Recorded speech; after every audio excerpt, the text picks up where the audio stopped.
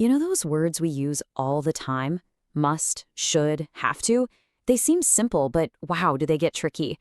Well, today we're going to decode the grammar of rules, obligations, and advice. Let's dive right in.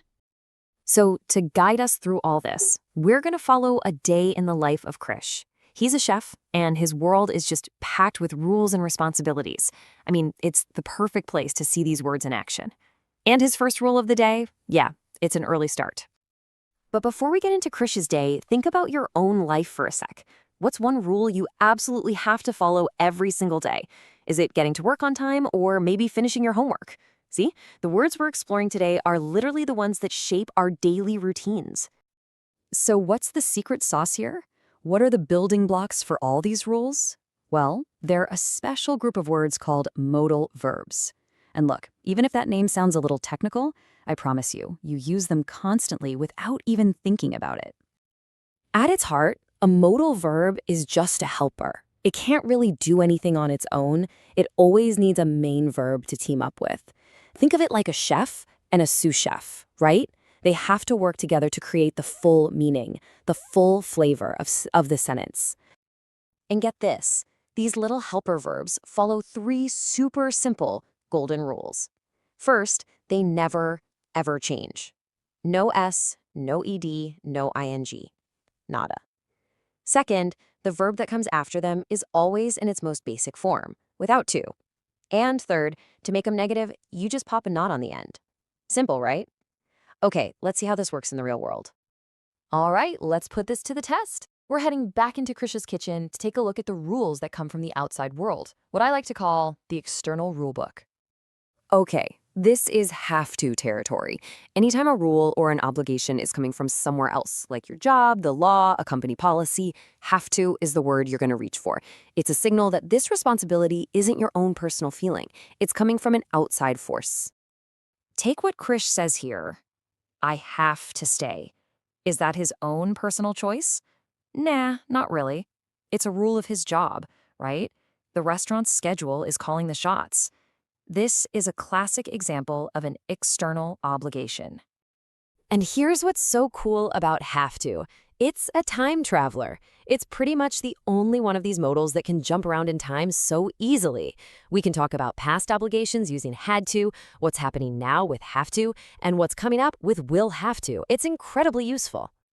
Okay, so we've got the rules from the outside world covered. But what about the rules that come from inside us? This is all about our internal compass. And this is where must comes in to shine. Must is all about that gut feeling, that strong personal drive. It's what you use when you give yourself an order or when you decide that something is absolutely 100% essential. The feeling comes directly from you, the speaker. So let's put them side by side because this is the key difference. You have to pay to park here. Well, that's not your bright idea, is it? It's the law. It's external. But I must stop eating so much chocolate. That is a personal battle. That's you telling yourself what to do. One's external, the other is all internal. All right, hang on, because this is where things get really interesting and a little tricky. We're looking at the negatives now, because mustn't and don't have to might look similar, but oh my goodness, their meanings are a world apart. And getting this right is crucial.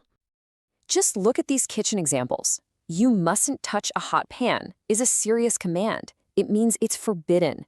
Do not do it. Period. But you don't have to wash this bowl yet? That's totally different. It just means it's not necessary right now. You can if you want. It's optional.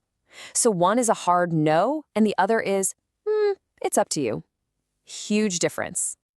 Okay, let's step out of the present moment. Let's fire up the time machine and see how we use these words to look back at our choices, talk about our mistakes, and give advice about things that already happened. And for this, our go-to word is should.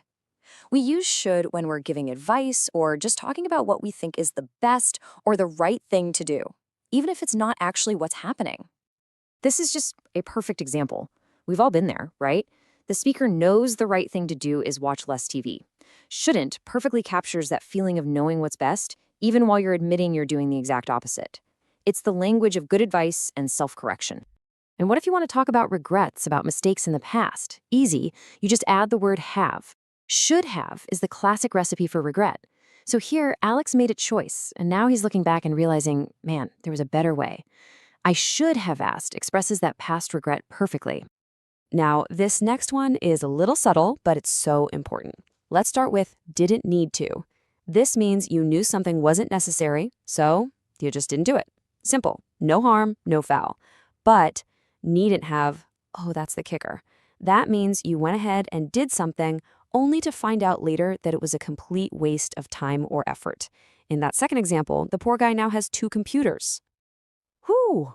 We've covered a lot of ground, right? From Krish's kitchen to our own past regrets. So let's take a second and pack everything we've learned into one simple, powerful grammar toolkit that you can use anytime. Here it is, all laid out. You've got have to for external rules, like from your boss. Must is for your internal compass, your own decisions. Mustn't is for when something is totally forbidden. Don't have to means it's optional, no big deal. And of course, should and should have are for talking about the right thing to do in the present or in the past. And, here's the real takeaway from all this. These words, they're so much more than just boring grammar rules. They are the precision tools we use every single day to navigate our duties to other people, our commitments to ourselves, and even how we make sense of our choices.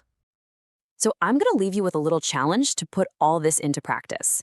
Thinking about what you've just learned, what's one thing you must do tomorrow? That's your internal decision. And one thing you should do, the right thing to do. It's a fantastic way to feel the difference. Thanks so much for joining me.